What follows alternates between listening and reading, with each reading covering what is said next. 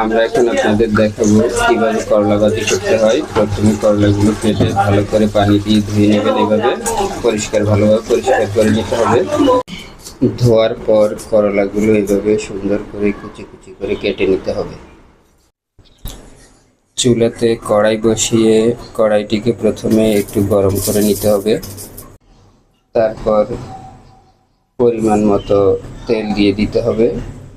সরিষার তেল হলে ভালো হয়।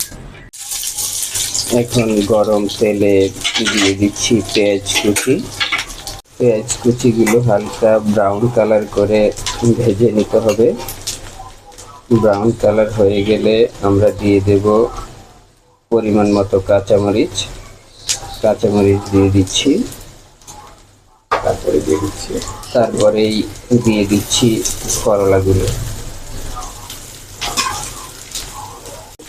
এরপর দিয়ে দিচ্ছি পরিমাণ মতো লবণ দেওয়া হয়ে গেলে আমরা করলাগুলো একটু ভালোভাবে নেড়ে নিব, যাতে লবণগুলো সুন্দরভাবে করলার সাথে মিশে যায়।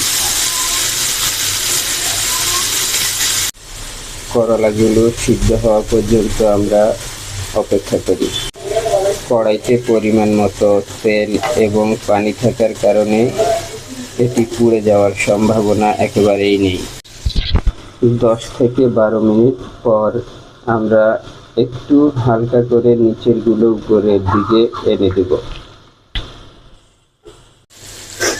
কালার দেখে মনে হচ্ছে আমাদের করলা হয়ে গেছে। আমরা করলা এখনই নামিয়ে ফেলব। আমাদের করলাগুলো হয়ে গেছে। আমরা এখন খাবার জন্য সুন্দরভাবে পরিবেশন করব। আমাদের ভিডিওটি যদি আপনাদের ভালো লেগে থাকে তাহলে চ্যানেলটি সাবস্ক্রাইব করে লাইক কমেন্ট শেয়ার করে পাশে থাকবেন।